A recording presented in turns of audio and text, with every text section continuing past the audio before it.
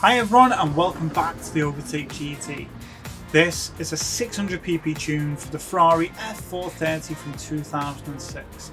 This thing is 446 brake horsepower and don't let it fool you, this thing is definitely a winner at Tokyo, which I will go through with you later on. However, this is a car that you must have in your garage.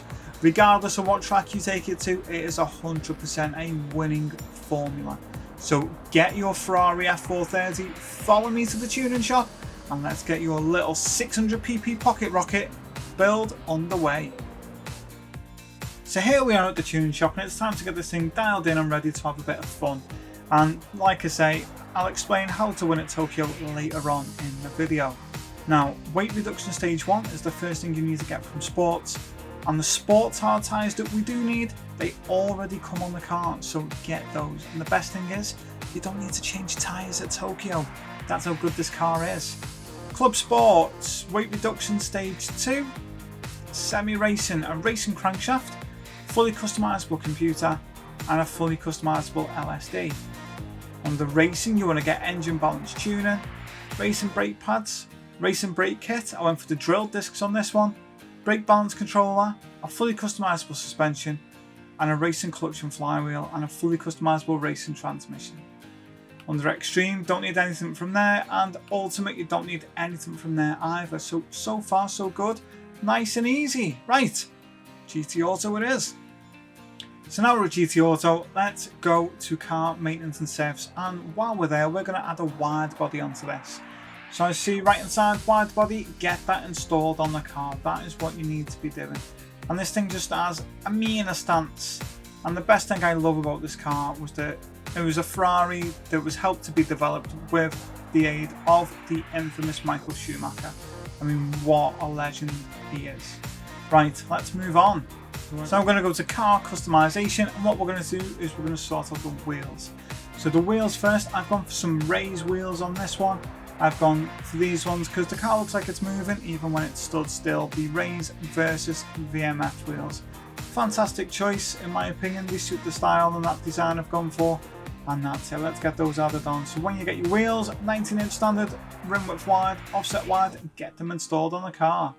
Once you've done that, custom parts, so at the front you want to get Type A, the side Type A, and the wing is a custom wing set. And again, it doesn't matter whether it's a low, medium or high, doesn't matter what your end plate is, just get it installed and that's that.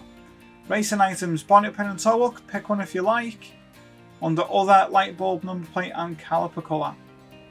Now you've done that, you can make a livery like I have a bit of fun, or click load style, and there's so many, hundreds available. You can pick one and you can enjoy that as well. Make sure you give them a thumbs up, a thanks, because all those people that develop those are absolutely brilliant. So now we've done that, let's get back to the garage, getting that setting sheet, and let's get this thing dialed in for that win at Tokyo and any other 600 pp race you take this car. And here we are, we're back at the garage and you can see this thing is set up 600 pp for Tokyo. And as you can see, when we went to the tuning shop, we didn't get a lot on it, but this thing really is a very solid performer. So 600 pp, 446 brake horsepower, and it has a quarter mile of just under 12 seconds. But trust me, through the corners is where this thing makes up that difference, and I prove that after this, and you will see, and I explain where and what to do on track to get that win. Now, sports hard tyres, get them on the car. Body height adjustments, 105 at the front and 140 at the rear. Your anti-roll bar 6 at the front and 10 at the rear. The dampen ratio compression is 25 at the front and 40 at the rear. And the dampen ratio expansion is 50 at the front and 40 at the rear. Now your natural frequency is 2.55 at the front and 3.15 at the rear.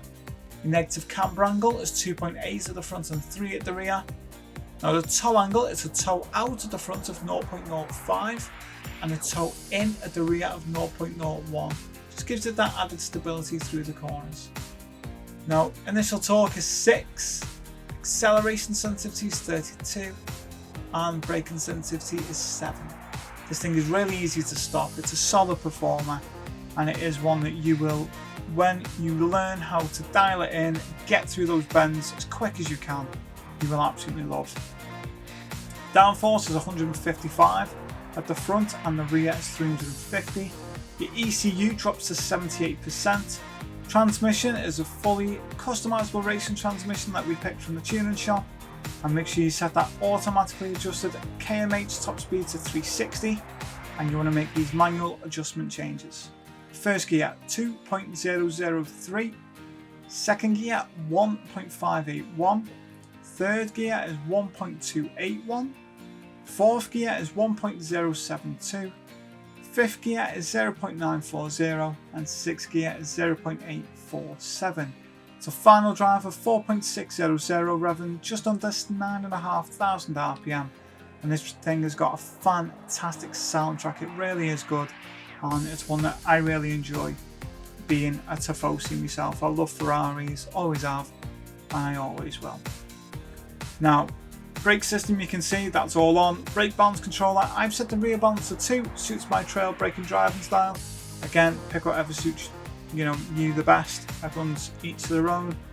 That's all we've done. Engine balance tuning, racing crankshaft, and up to stage 2 on the weight reduction, but this thing really is a solid performer.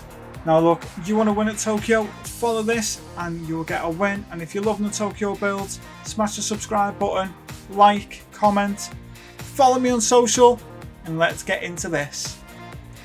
Okay, you join me here on the last lap of Tokyo, and you can see we're in first place by 10 seconds.